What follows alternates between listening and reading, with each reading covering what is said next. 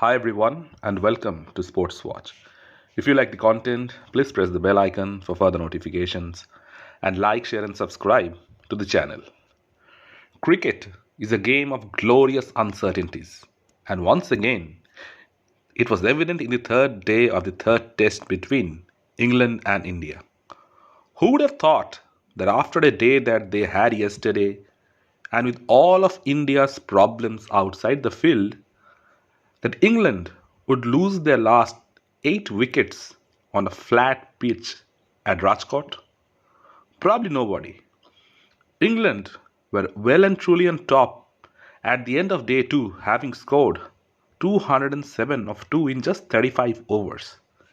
It was mainly due to a swashbuckling 100 from opener Ben Duckett, who scored the quickest 100 by an Englishman in India in just 78 balls.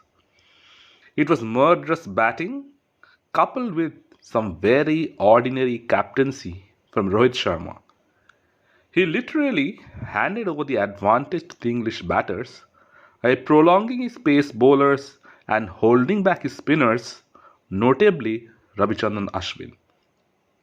That was the advantage that England seized, and with the new baseball approach that started to dominate the Indian bowling, still being significantly behind in the game. Now, overnight, India were dealt with another body blow as their premier spinner Ravichandran Ashwin had to withdraw from the third test due to a medical emergency at home.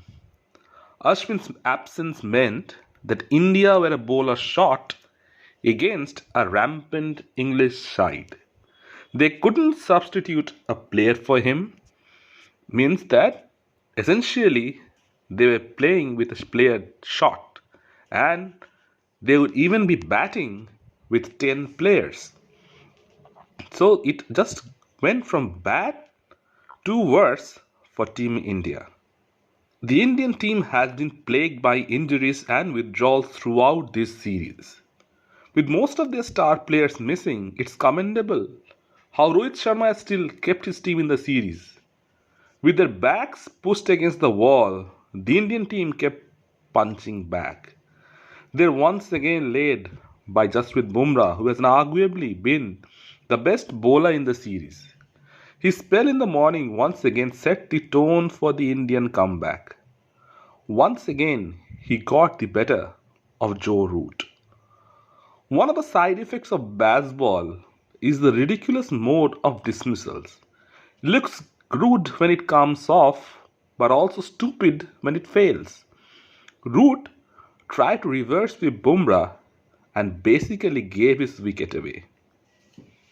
He's too good a player to get out the way he did. It kind of opened the doors for India. That was followed by another dismissal of Johnny Bairstow caught plumb in front of Kuldeep Yadav. All of a sudden, the momentum was back with India. Ashwin's absence seemed to have galvanized the team.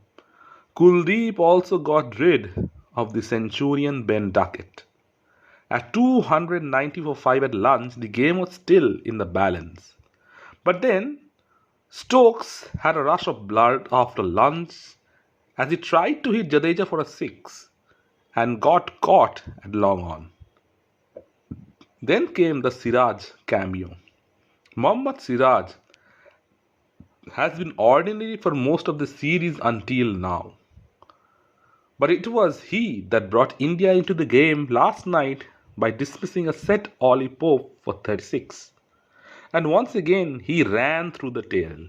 All of a sudden, England were bowled out for 319, losing their last 5 wickets for just 29 runs and conceding a lead of 126.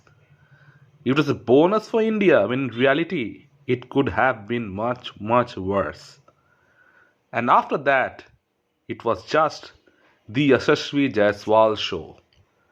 Jaiswal has been India's most productive and destructive batsman this tour. And after losing Rohit Sharma early, he alongside Shubhman Gill put the England bowling to the sword. His aggression against the spinners and the ability to dominate them sets him apart from his Indian counterparts. Under the shadow, Gill played his part as well, and the pair put on a partnership of over 150. Jaiswal smashed the ball to all parts of the ground and brought up his century with a four of Mark Wood. But unfortunately, he had to retire hurt after suffering a back spasm in the end.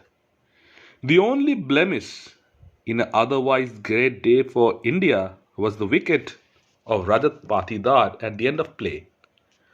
Woefully out of form and confidence, he's just gifted his wicket away for the second innings in a row.